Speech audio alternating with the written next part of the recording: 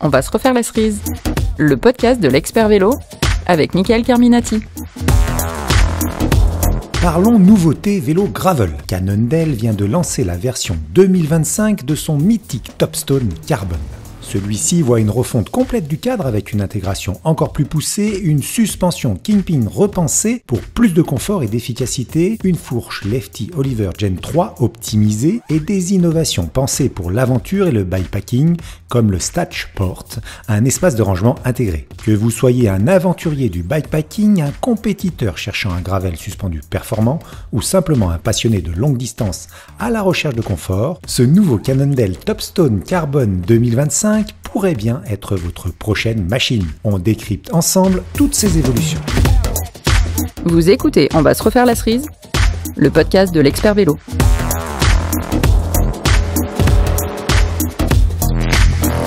Depuis son lancement, le Cannondale Topstone Carbon s'est imposé comme une référence incontournable dans le gravel suspendu. Son système Kingpin, qui absorbe les vibrations sans amortisseur, et la fourche Lefty Oliver monobras en ont fait une machine performante sur terrain accidenté. Mais en 2025, Cannondale pousse encore plus loin le concept avec une refonte totale. Objectif, plus d'intégration, plus de performance et plus de polyvalence. La géométrie du cadre a été affinée pour offrir un meilleur équilibre entre stabilité et réactivité avec le concept Proportional Response. Pour schématiser, cela permet aux petits cyclistes de ne pas avoir un cadre qui est une barre de fer très rigide et ça permet aux grands cyclistes de ne pas avoir, à l'extrême bien sûr, un vélo trop élastique. La nouveauté vient dans le routage interne des gaines grâce au concept Conceal Stem, un système qui les a fait passer directement dessous la potence. Résultat, un design bien plus épuré, moins de risques d'accrochage en tout terrain bien évidemment, et le fait d'intégrer, cela permet un concept idéal et optimal pour suspendre de la bagagerie sous la potence. L'un des points forts de ce Cannondale Topstone depuis longtemps, c'est ce fameux Kingpin. C'est une suspension qui est basée sur le triangle arrière. Qu'est-ce que c'est ? C'est un pivot traversant qui est dans le tube de selle, qui permet au triangle arrière et à la tige de selle de fléchir. Cela offre quand même jusqu'à 30 mm de débattement sans ajout d'amortisseur. Alors ce système Kingpin, il n'est pas nouveau, mais en 2025 il se voit évoluer, revu au niveau du lay-up. Vous comprenez des couches qui composent la pièce de carbone, répartissant ainsi mieux la flexibilité et maintenant la rigidité latérale. Et un modèle du Topstone se voit équipé d'une fameuse fourche. En effet, c'est cette fameuse fourche monobras que vous avez peut-être déjà vue, la Lefty Oliver, la Gen 3 cette fois-ci. Ce qui change en 2025, eh bien, le système d'amortissement a été revu à l'intérieur. On a toujours les fameux 40 mm de débattement. Une structure qui est plus légère, offrant un petit peu plus de maniabilité car ça enlève du poids sur le triangle avant. Et puis, elle nécessite un entretien moins fréquent avec des intervalles doublés à peu près à 100 heures d'utilisation pour un entretien. Alors la comparaison avec un gravel classique, bien évidemment, plus de confort et meilleure absorption des chocs, plus d'adhérence sur des terrains techniques, et puis la possibilité d'utiliser des pneus plus fins sans perte de grippe. À ce jour où je rédige ce fameux podcast, je n'ai par contre pas d'informations sur le poids total du vélo. Bien évidemment, ce nouveau 4 Topstone est conçu de manière à fixer une multitude de bagageries sur le vélo. Alors pour les baroudeurs, il y a quelque chose qui est très bien que Cannondale a désormais ajouté au Topstone, c'est le Stachport. C'est tout simplement un petit espace de rangement intégré dans le tube diagonal. C'est pas nouveau dans le milieu du vélo, ça existait déjà sur des VTT ou tout simplement dans des vélos gravel chez la concurrence, mais là cette fois-ci le Topstone en est pourvu. Et comment ça se passe ? Il y a tout simplement un Stach Bag, tout simplement un petit sac dans lequel on va pouvoir ranger des outils de réparation, une chambre à air, des barres énergétiques que l'on va glisser dans le Stachport justement dans le tube diagonal. Alors pourquoi c'est génial ? Parce que tout ça, ça va rester protégé de la boue et de l'humidité. Il n'y a pas de sacoche externe à mettre, ça permet déjà d'embarquer beaucoup de choses.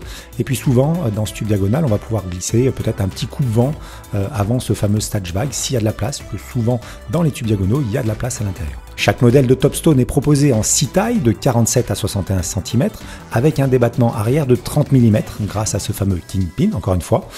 Au niveau de la compatibilité des pneus, c'est pas la même sur les différents vélos. En effet, c'est jusqu'à 52 mm sur le cadre à l'arrière, 56 mm à l'avant sur la fourche rigide et 47 mm sur la Lefty Oliver. Attention, c'est bien spécifique. Côté modèle et tarif, le Topstone Carbon se décline en plusieurs versions. On a tout d'abord un Topstone Carbon LTD DI2 avec le fameux Shimano GRX 825 en DI2, compté 7 499 €. Vous avez ensuite le Topstone Carbon 1 Lefty Access, qui est en SRAM Rival Access. Donc c'est le fameux Topstone qui est équipé de la fourche monobras Lefty Oliver en 40 mm. Il coûte 6 899 €. Viennent ensuite des modèles plus classiques, Topstone Carbon 2 en SRAM Apex Access à 4 299 €. Le Topstone Carbon 2 en Shimano GRX 820 cette fois-ci à 3 999 €. Le Topstone Carbon 3 GRX cette fois-ci avec du GRX 610 à 3 299 €.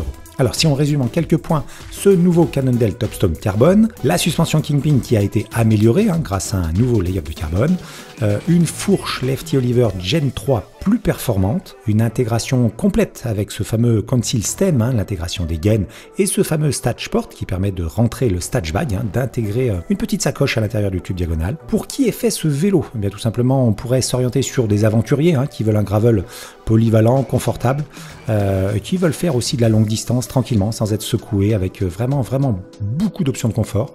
Des compétiteurs sur la version, bien évidemment, dans ce choix-là pour la compétition, on n'optera pas pour la version fourche monobras, car c'est forcément plus lourd, mais sur le vélo le plus léger qui est en DI2, qui est en GRX DI2, vous aurez quelque chose de plus léger, bien évidemment, qui sera quand même confortable avec ce fameux Kingpin, mais qui offrira du rendement sans forcément sacrifier au confort.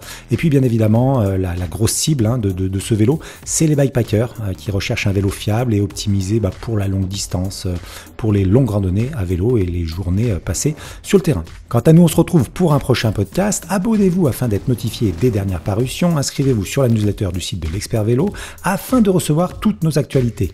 À très vite. Ciao, ciao. Retrouvez toute l'actualité de l'Expert Vélo sur www.l'expertvélo.com.